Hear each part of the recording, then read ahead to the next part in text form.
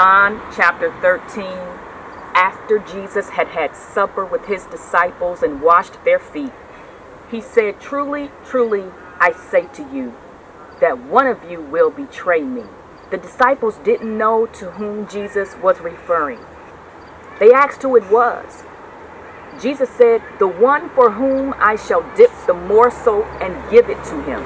When he gave it to Judas, Satan entered into Judas. Jesus said to him, "What you do, do quickly."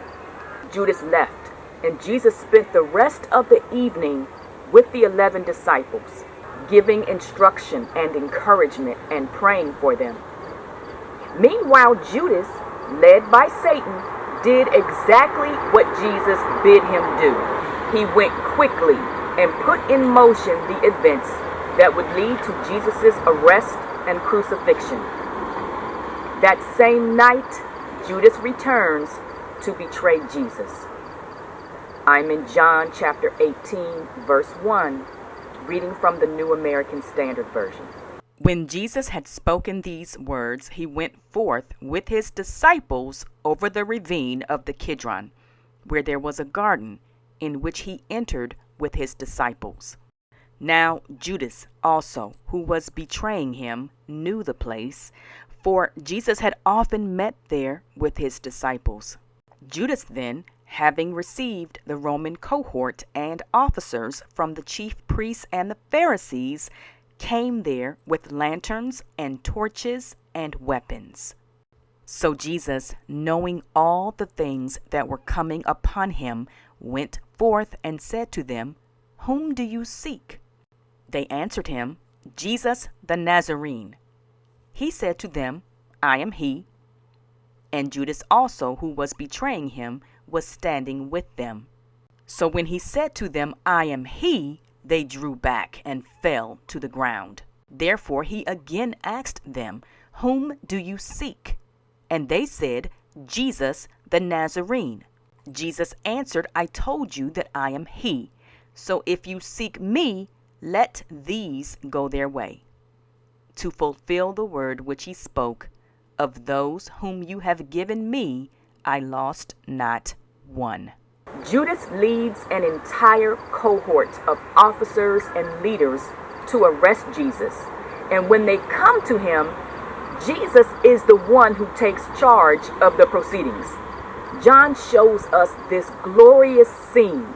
His is the only gospel to show this. Jesus says, "Whom do you seek?" They say, "Jesus the Nazarene." Jesus says, "I am." My Bible, and probably yours, adds "he" in italics.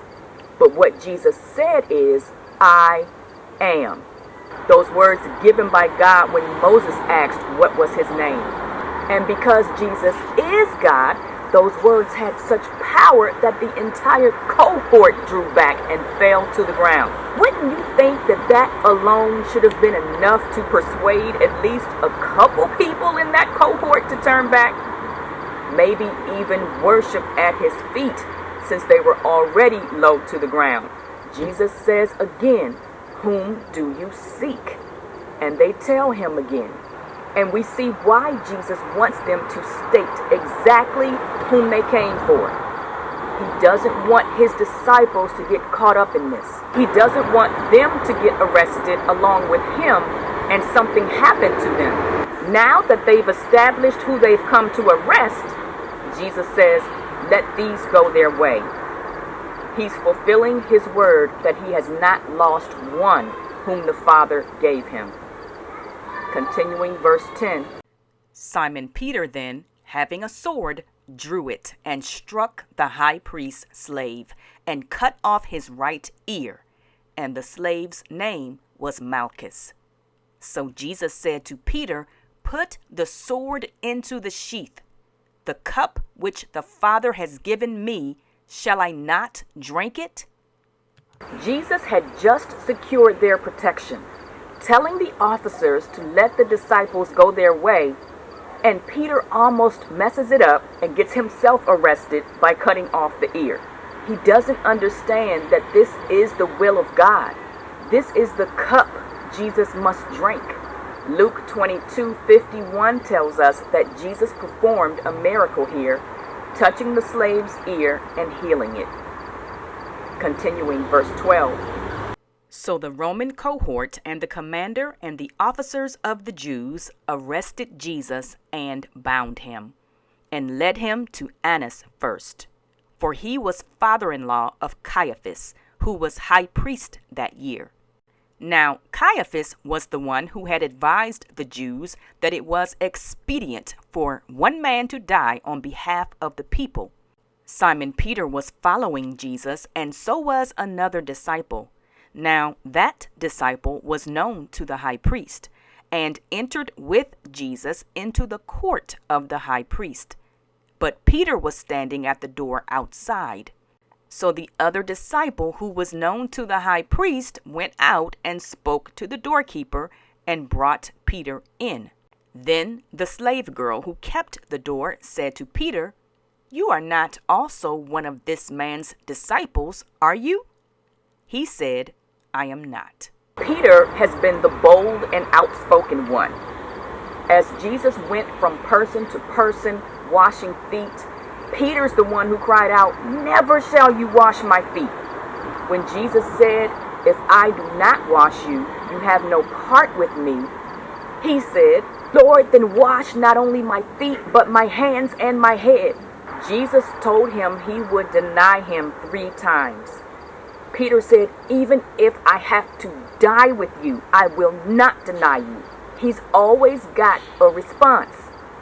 Even on this night, when he reacts and cuts off the servant's ear. But all of this was when Jesus was with him. Jesus has been arrested and taken away. Peter is still kind of bold to follow, but Jesus is no longer at his side. It's not even an officer who asks if Peter is one of Jesus' disciples. It's a slave girl, but you can believe others were listening for his answer. Peter says, "I am not." Continuing verse 18. Now the slaves and the officers were standing there, having made a charcoal fire, for it was cold, and they were warming themselves. And Peter was also with them, standing and warming himself. The high priest then questioned Jesus about his disciples and about his teaching. Jesus answered him, "I have spoken openly to the world. I always taught in synagogues and in the temple, where all the Jews come together, and I spoke nothing in secret.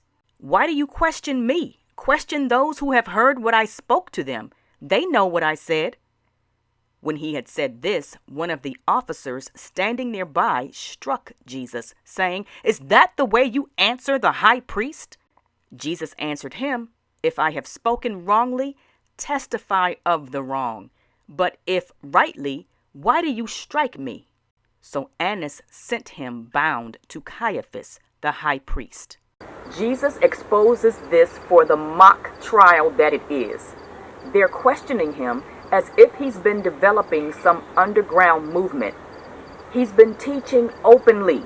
He invites them to ask the people what they've heard. An officer strikes him. I'm reminded of all the times officers tried to seize him and they couldn't. They couldn't lay a hand on him because his hour had not come. Now that his hour has come, the King of Kings submits himself to base treatment. Jesus says simply, "If I have spoken wrongly, testify of the wrong. But if rightly, why do you strike me?" They determined long ago to kill him. This is the hour of darkness. Continuing verse 25. Now Simon Peter was standing and warming himself. So they said to him, "You are not also one of his disciples, are you?" He denied it and said, "I am not." One of the slaves of the high priest, being a relative of the one whose ear Peter cut off, said, "Did I not see you in the garden with him?" Peter then denied it again, and immediately a rooster crowed. Luke 22:61 tells us the Lord turned and looked at Peter, and Peter remembered that Jesus told him, Before a rooster crows, he would deny him 3 times. The enemy wanted to sift Peter, and no wonder that he chose Peter, the bold one. It's not in John's gospel, but in the other gospels, we see that just before his arrest, Jesus asked Peter, James, and John to pray with him. He said, "Keep watching and praying that you may not enter into temptation. The spirit is willing, but the flesh is weak." But the disciples kept falling asleep. Peter's flesh was weak. The enemy tempted him to deny his Lord, and Peter entered into the temptation. The fear was real. I can't even imagine that moment of eye contact between Peter and Jesus. Peter went out and wept bitterly. Continuing verse 28. Then they led Jesus from Caiaphas into the praetorium, and it was early, and they themselves did not enter into the praetorium, so that they would not be defiled, but might eat the Passover. Therefore Pilate went out to them and said, "What accusation do you bring against this man?" They answered and said to him, "If this man were not an evildoer, we would not have delivered him to you." So Pilate said to them, "Take him yourselves and judge him according to your law." The Jews said to him, "We are not permitted to put anyone to death," to fulfill the word of Jesus which he spoke, signifying by what kind of death he was about to die. There are 2 court proceedings, so to speak, at work here. There are the Jewish proceedings and the proceedings before the Roman officials. When Jesus was arrested, he was taken to Annas, the high priest, then to Caiaphas, the current high priest. John records both of those, which took place in the middle of the night. Luke tells us that in the morning a Jewish council was assembled, which also questioned Jesus and determined he would be put to death. This is when he was brought before Pilate, the Roman governor. Pilate is at a loss as to what he's got to do with this. "Judge him according to your law," he said.